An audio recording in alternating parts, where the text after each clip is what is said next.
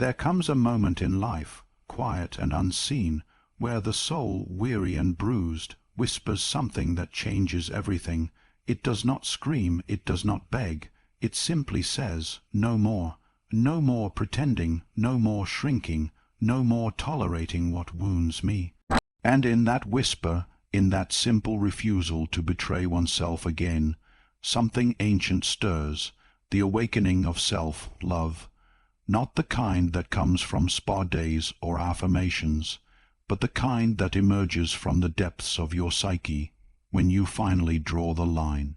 It is fierce, it is unapologetic, and it is the beginning of everything. You see, most people think self-love is soft, that it's indulgent or airy, but the truth is real self-love is forged in fire. It is born when you look at the parts of your life that drain your spirit, that poison your peace, and you say no more.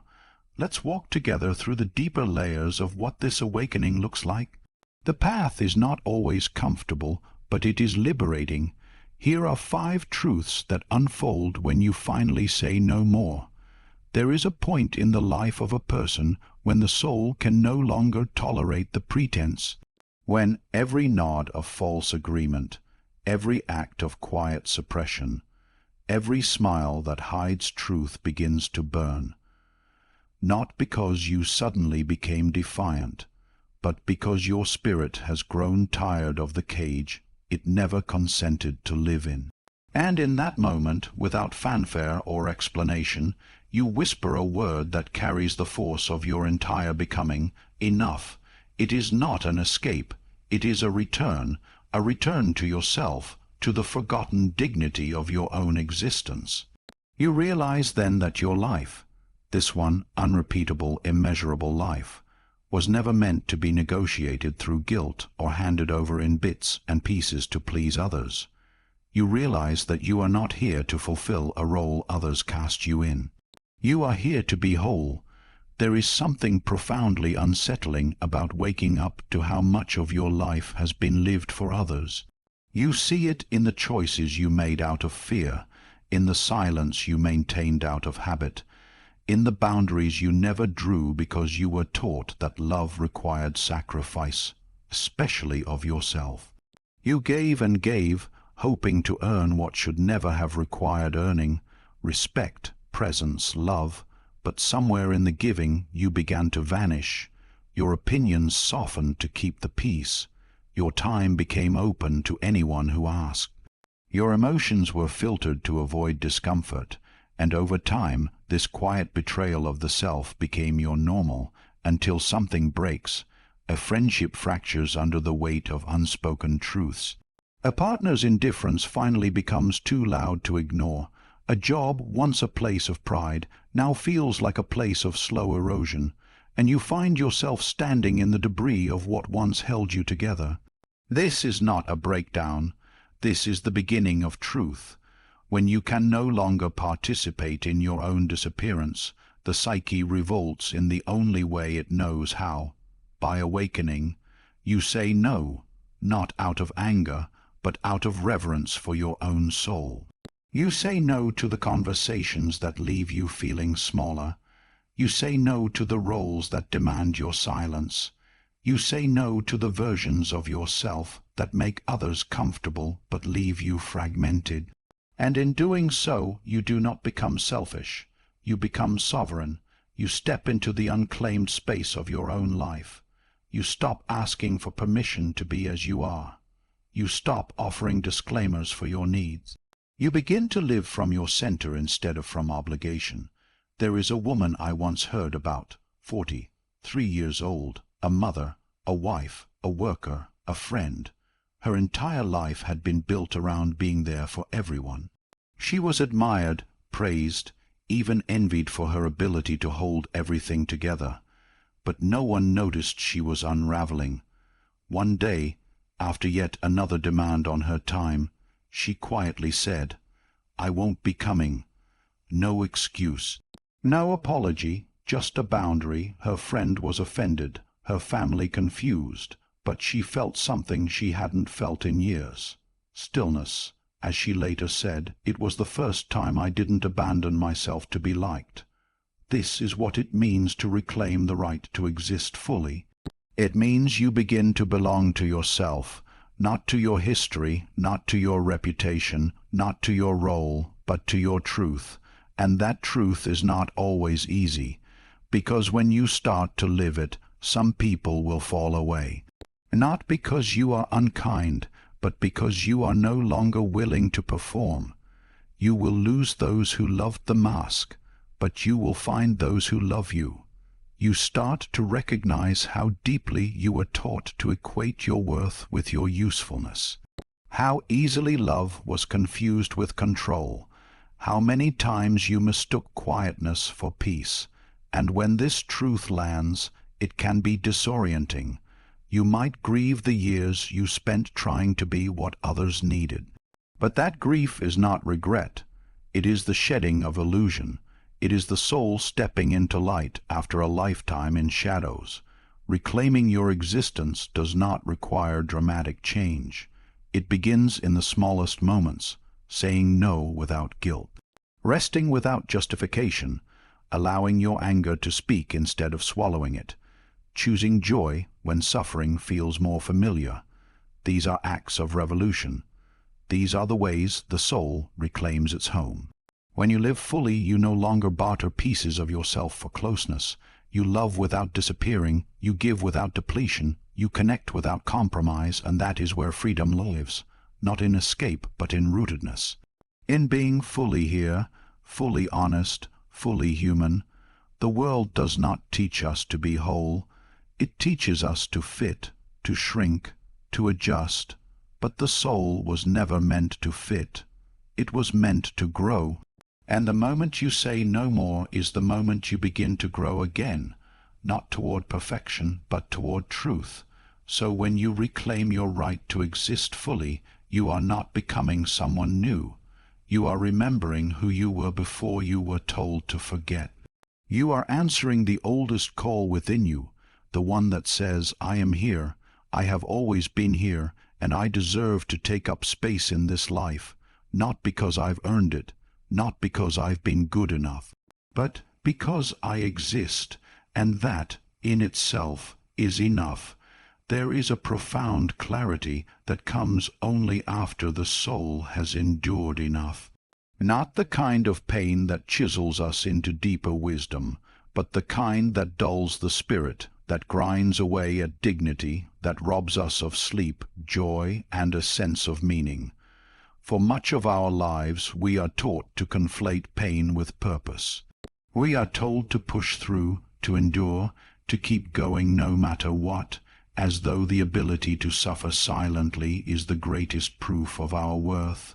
But there comes a moment, a sacred threshold, when something inside us refuses. It does not revolt with rage, but with understanding, and in that moment you learn the difference between pain and harm. Pain, when it is honest and necessary, is a companion of growth. It asks us to stretch beyond what is familiar, to endure the sting of vulnerability, the ache of letting go, the discomfort of healing. This kind of pain is clean. It clears the soul like a storm that breaks oppressive heat. It leaves us exhausted but lighter, wounded but freer. It is the pain of truth, of effort, of becoming, but harm. That is something altogether different. Harm disguises itself as strength, as commitment, as loyalty. It tells you that to be good, you must betray yourself, that to be loved, you must erase your boundaries, that to be successful, you must burn yourself out. It is not the storm that renews, but the slow erosion that leaves you hollow. We do not always recognize harm when it happens. We are too accustomed to explaining it away, too afraid to name it for what it is. We have been told again and again that pain is part of life, so we bear it all indiscriminately. We swallow our instincts, we justify our exhaustion, we rationalize mistreatment. We call it love or hard work or sacrifice, and we forget to ask the most essential question, is this making me more whole or less? I remember a man whose story I will never forget. He had built his identity around being reliable, saying yes to every demand placed upon him, believing that this was what loyalty required. His boss praised his dedication. His co-workers leaned on him constantly. He never said no. He told himself it was noble, that to be needed was to matter. But while his company flourished, his spirit withered. He developed chronic insomnia. His children began to forget what it felt like to have him truly present. His wife watched him fade behind a desk and 1,000 unread messages. And yet, still he persisted, until one day he didn't. He resigned with no drama, no speech, just a quiet act of self-rescue. When I asked him what finally made him walk away, he said something that still echoes. I thought I was being strong, but real strength was leaving. What he touched in that moment was a truth we all must confront if we are ever to become whole. Endurance is not always virtue. Sometimes it is a cage. Sometimes it is the refusal to listen to our own suffering. Real strength is not the capacity to stay in what wounds you. Real strength is discernment. It is knowing when pain is asking you to grow, and when it is asking you to flee. This is not weakness. This is not selfishness. This is not quitting. It is intelligence. It is wisdom. It is self-respect. We glorify suffering in this world. We assign it meaning even when it's meaningless. We turn our wounds into badges and our scars into proof that we were worthy enough to bleed. But pain that comes from betraying yourself is not noble. It is tragic. And the tragedy grows each time we silence the part of us that knows better. The part that whispers, you do not have to stay. You do not have to carry this. You do not have to prove your value through your own depletion. When you say no more, it is not an act of rebellion. It is a return to sanity. You stop romanticizing the grind that leaves you broken. You stop mistaking submission for love. You stop calling emotional labor devotion. You begin to reclaim the inner compass that was always yours, the one that knows when something hurts and when it heals, when something is challenging and when it is corrosive. This compass is quiet at first. You've ignored it for so long, but it never left you. It has waited patiently under the noise of your obligations, under the weight of your people, pleasing under the fear of being alone. And the moment you listen, your life begins to shift. It's not dramatic. It's not immediate. It may begin with something small, declining a request you would have once accepted out of guilt, saying, I need time, when you feel overwhelmed. Pausing instead of agreeing. These moments feel awkward at first. They feel selfish, but they are not selfish. They are sacred. They are the reclamation of the self from a lifetime of harm disguised as duty. As you learn the difference between pain and harm, you also learn to forgive yourself for not knowing earlier, for staying too long, for being too silent. You realize that you did not fail by enduring. You survived, and now you are choosing something better. You are choosing clarity. You are choosing kindness that includes yourself. You are choosing to live in a way that does not require the abandonment of your own soul. This choice will cost you. Make no mistake, the world does not often reward those who reclaim their power. Some will say you've changed. Some will call you cold, distant, difficult, but you will know. You will feel it in the return of your energy, in the stillness of your sleep, in the way your body no longer braces when the phone rings. You will feel it in the quiet moments when you realize that joy is no longer a performance, but a presence.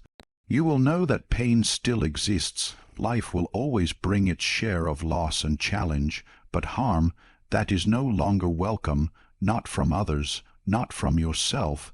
You will have learned deeply and irrevocably that your suffering does not serve the world. Your wholeness does, so you stand not as a martyr, not as a victim, but as someone who has remembered the sound of their own voice, remembered the shape of their own needs, remembered that to live well is not to suffer well, but to love well, to feel well, to be well. You do not need permission to protect your joy. You do not need approval to walk away from what wounds. You only need the courage to listen to what your soul has known all along. Not all pain is necessary. Not all discomfort is growth, and you, yes, you, were meant for more than surviving harm. You were meant to live. There is within each of us a presence too often forgotten, a small voice that once cried out for safety, for affection, for understanding, and received silence in return. This presence is not a memory, not merely a ghost from childhood. It is alive. It lives in the tone of our inner dialogue, in the shadows behind our compulsions, in the soft tremble beneath our achievements. It is the inner child, not gone but waiting, waiting to be seen, to be chosen, to be protected, and for so many that protection never came, not in the moments it mattered most, not when the soul was most tender and open, not when we learned to survive by abandoning parts of ourselves just to belong. We grew up, but the child did not disappear. It simply adapted. It learned to overachieve, to overextend, to overgive. It learned to be pleasing instead of honest. It learned to earn love instead of expect it. And in this survival we became adults with the appearance of composure, but the ache of neglect still echoing inside. We looked for safety in others. We waited for someone, anyone, to finally say, "You are enough. You are safe. I see you." And when that voice didn't come, we tried harder. We bent. We broke. We tolerated things no one should. Not because we were weak, but because deep down a younger version of ourselves was still hoping, still reaching out for a comfort that never arrived. But then something changes. A threshold is reached, not always in a loud moment, but often in quiet exhaustion, a final betrayal, a sharp word that cuts too deep, a gathering where you once again feel like a stranger in your own skin. And from that weariness a whisper rises no more. At first you don't realize the depth of what you are saying. You think it is about setting boundaries, about self-respect, but slowly it becomes clearer. You are not just protecting yourself now. You are protecting the child within you who never had protection. You are becoming the guardian your soul always needed. There was once a woman I knew who had spent her entire life trying to earn her family's approval. Every gathering was a battlefield disguised as celebration, criticism cloaked in tradition, dismissal masked as humor. Year after year she returned, hoping that this time would be different, that maybe if she dressed well enough, succeeded enough, smiled long enough, they would stop wounding her. But they didn't, and one day she made a quiet decision. She said, "I imagined my younger self sitting beside me, and I thought, would I bring her into this environment? And the answer was no." That was the day she chose herself. Not out of bitterness, but out of devotion. Devotion to the part of her that had been left unguarded for far too long. This is the turning point, the sacred moment when you stop dragging your inner child into places that hurt. When you no longer expose your tenderness to people who trample over it. When you begin to ask not, "What do they think of me?" but "Would I allow my younger self to experience this?" And if the answer is no, then you walk away. Not because you are cold, not because you don't care, but because you care deeply, and you finally understand that care must include you. You become the parent you always needed. You listen to yourself when you are afraid instead of shaming that fear. You validate your sadness instead of silencing it. You stop forcing yourself to stay in situations that replicate old wounds. You begin to see your triggers not as flaws, but as the cries of a child who was once unheard. And instead of ignoring them, you respond. You comfort. You stand up. You say, "I'm here now, and I won't let anyone hurt you again." This kind of self, love, is not soft. It is fierce. It is the love that holds firm when others try to cross your boundaries. It is the love that walks away from chaos without needing to explain. It is the love that stops negotiating with pain in the hopes of being accepted.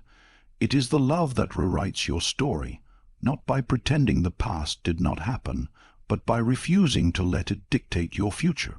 The healing that comes from this inner protection is not linear. There will be days when the child still feels unsafe, when old voices rise up and try to pull you back into guilt and compliance. But you will learn to pause, to breathe, to say to that small, frightened part of you, "I've got you now," and with every repetition of that promise, you will heal not just in the present, but backwards through time. You will begin to feel that maybe, just maybe, it was not your fault, that you were never too much, that your needs were never a burden, that you didn't deserve the silence, the absence, the blame, and something remarkable happens when this shift takes place. You no longer seek approval from those who never saw you. You no longer perform for love. You stop abandoning yourself in the hopes of being chosen, because you realize you have already chosen yourself. You are not waiting anymore, not for the apology that may never come, not for the embrace that was withheld. You are no longer chasing closure from others. You are creating it within, and this inner transformation spills outward. You begin to move differently in the world, not with arrogance, but with rootedness. You say no without guilt. You choose rest without shame.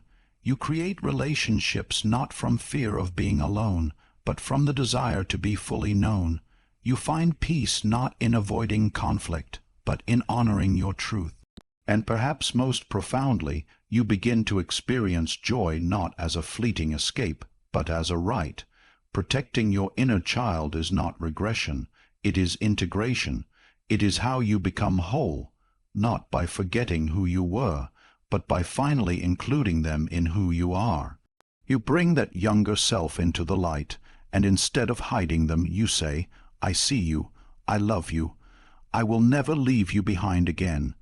In a world that often teaches us to harden, to get over it, to keep going at any cost, this kind of self-love is revolutionary. It says, "I am not here to betray myself anymore. I am not here to prove my worth through pain. I am here to love the parts of me that were unloved, to hear the parts of me that were silenced, to shelter the parts of me that were exposed. And in doing so, I finally become what I always needed, someone who is safe to be with, someone who stays, and that changes everything. It does not erase the past, but it heals the rupture. It does not make the world safer, but it makes you stronger. And as you walk forward with your inner child beside you, hand in hand, you carry not just scars, but sacredness. You carry the unbreakable truth, I am mine, I belong to me, and I will protect this soul with everything I have. There is a haunting illusion that many carry from childhood, the belief that peace is something external, something earned through compliance, through being agreeable, through being good. We grow up watching tension play out in the home, in the voices of those we long to trust. And slowly we begin to associate peace not with the stillness of our own being, but with the absence of conflict around us. We become caretakers of other people's emotions. We quiet ourselves to soothe others. We contort to avoid eruptions.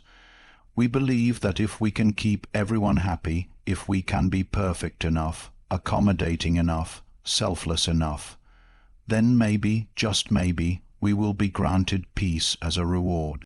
But this is not peace. This is captivity wrapped in the language of harmony.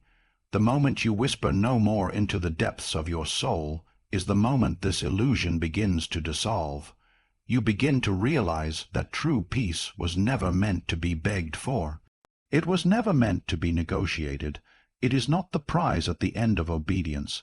It is not something the world bestows when it finally approves of you. No, peace is something you claim, something you build, something you fiercely guard.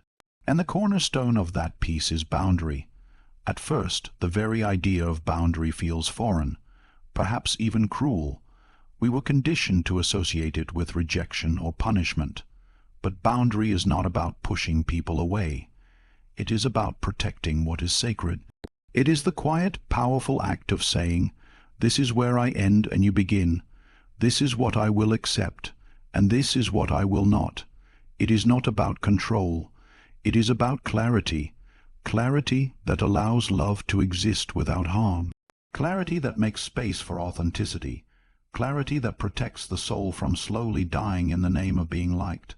When you begin to live from this space, something shifts internally. You stop over-explaining yourself to people who have no interest in understanding you. You stop contorting yourself to fit into rooms that ask you to shrink. You stop performing for peace. You realize that the chaos outside of you is not your responsibility, and the only storm you are meant to calm is the one that rages inside when you betray your truth.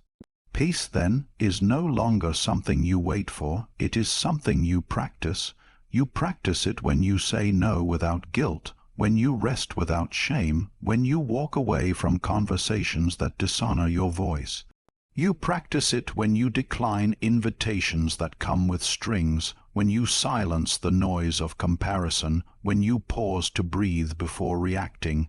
Each of these moments becomes a declaration, "I deserve peace." Not because I have done something extraordinary, not because I have earned it, but because I exist, and that is enough. In psychological terms, this awakening often comes through what is known as individuation. It is not rebellion, it is not ego, it is the soul's natural movement toward wholeness. It is the process of peeling away the layers of expectation and uncovering the self beneath the masks. When you individuate, you begin to see clearly what is yours and what is not. You begin to return the burdens that do not belong to you, the guilt that was inherited, the roles that were assigned, the dreams that were never yours to chase, and in this stripping away, peace emerges, not as a luxury but as a birthright. There is great loneliness in this transition. When you stop playing the role others have cast for you, some will recoil. When you stop cushioning your no with soft apologies, some will call you cold. When you begin to live with your own rhythm, those who depended on your compliance may feel abandoned, and this will hurt, because for so long your peace was tied to belonging. But in time you come to understand that any love which demands your suffering is not love, it is control. And those who truly love you, those who are capable of meeting you as you are, will not require the death of your inner world for the survival of theirs. One woman who had spent years constantly seeking the approval of her extended family once told me how she made peace her boundary. For decades, she would attend every gathering, answer every call, absorb every criticism. Each encounter left her feeling small, unseen, judged, but she never protested. She believed that family was supposed to hurt you and you were supposed to endure it. Then one day something shifted. She stood at the threshold of another invitation and asked herself, "Do I feel peace moving toward this, or does every part of me tighten in dread?" The answer came quickly. And this time she honored it. She declined the invitation. She did not explain. She did not defend. She simply chose peace. And in doing so, she reclaimed a part of herself that had long been abandoned. Peace, you see, is not passive. It is not the result of everyone around you behaving exactly as you want them to. It is not found in avoiding discomfort or pretending that everything is fine. It is not about being universally understood or endlessly agreeable. True peace is radical. It is forged in fire. It asks you to confront the parts of you that once settled, once tolerated, once endured, and it teaches you to say, "No more," not because you are hard, but because you are soft, and you have learned to protect that softness with strength. You discover that you do not owe your peace to anyone. It is not something you have to justify. You do not need permission to live in a way that honors your nervous system, your heart, your soul. You do not need consensus to rest, to retreat, to choose yourself. There is nothing selfish about this. It is the foundation of every meaningful connection you will ever build, because only when you are at peace within yourself can you offer peace to others. Only when your presence is rooted in truth can your love be trusted to do no harm, and slowly the world begins to reflect this shift. The people who remain are the ones who resonate with your calm, not your chaos. The ones who love your presence, not your performance. The ones who see your boundaries not as rejection, but as integrity. And you, in turn, become a living testament to what is possible when we no longer chase peace like a mirage, but plant it like a seed and tend to it daily. You live it, not to prove a point, but because your soul has remembered what it always knew, that peace was never something you had to earn. It was something you were born with, something that was buried beneath the noise, the shame, the striving. And now, finally, you choose to live from that place, not because the world has calmed, but because you have. There is within each of us a presence, subtle yet vast, ancient yet untouched by time. It does not shout. It does not demand. It waits, quietly, patiently, beneath the surface of our personalities, beneath the performances we've rehearsed so long we've begun to mistake them for truth. This presence is the authentic self, the original soul, the spark that existed before you were told who you had to be in order to be loved, in order to be safe, in order to belong. It is the self you buried under survival. And though it has remained hidden, sometimes for decades, it has never ceased waiting for you to remember, waiting for you to return. We spend much of our early lives learning how to abandon ourselves. It begins innocently. A small child learns that expressing anger makes people uncomfortable, that crying is shameful, that asking for more is ungrateful, and so we adapt. We smile when we feel sadness. We nod when our bodies scream no. We twist ourselves into palatable shapes for the comfort of others, and in this slow exile we drift further and further from the core of who we are. We become who the world tells us to be, pleasing, productive, obedient. But inside, something sacred begins to ache, and that ache, the quiet unrest we carry into adulthood, is not a flaw. It is the echo of the self that still longs to be seen. We call this suffering by many names. Anxiety, burnout, numbness, but beneath it all is the same root. We have lived in contradiction with our truth, and though the world may have rewarded us for this betrayal, with approval, with status, with acceptance, it has come at the cost of our soul's aliveness. We become strangers to ourselves. We perform instead of live, and still we wonder why joy feels hollow, why success feels empty, why love feels conditional. The answer is simple, but not easy. We have not yet come home to ourselves. Then one day, perhaps in a moment of heartbreak, perhaps in the stillness that follows burnout, perhaps after yet another compromise that leaves you feeling hollow, you whisper a sacred phrase, no more, and everything begins to shift. That whisper is not rebellion, it is remembrance. It is the call of the true self finally being heard, and when you answer it, you do not become something new, you awaken what has always been waiting. Meeting this self for the first time is both humbling and exhilarating. You begin to see clearly how much of your life was lived in exile, not from others, but from your own heart.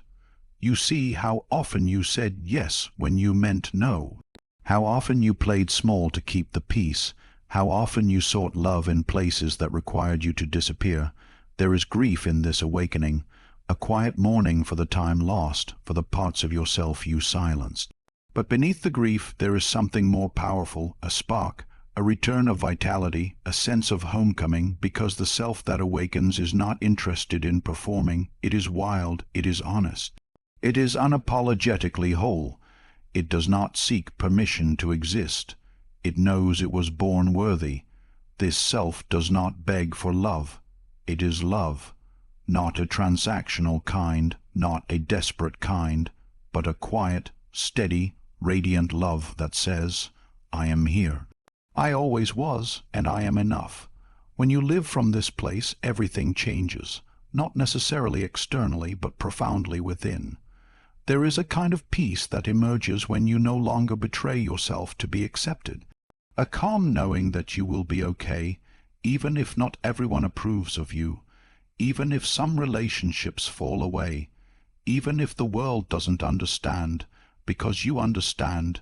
You know what it took to arrive here. You know the courage it took to stop performing, to stop negotiating your truth, to walk away from what felt familiar but was never safe. This is not a destination, it is a becoming.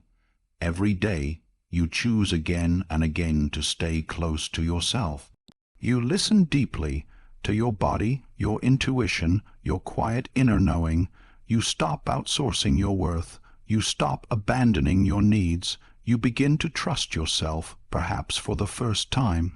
And this trust becomes the foundation upon which you build a life, not one dictated by fear or expectation, but one guided by soul. The power that comes from this alignment is not loud. It does not need to be. It is not performative. It does not require applause. It is the kind of power that changes rooms just by entering, the kind that holds space for others without needing to control them, the kind that sees through illusion because it has seen itself clearly. It is the power of authenticity, of wholeness, of presence. Others will feel it. They may not be able to name it, but they will sense it. They will sense that you are no longer trying to be anything other than who you are. And that permission, your quiet embodiment of truth, will awaken something in them too. It will challenge them, inspire them, liberate them, not because you are trying to fix them, but because you have dared to face yourself. This is how healing spreads, not through preaching, but through presence, through becoming, through living in such a way that others are reminded of their own capacity to come home to themselves.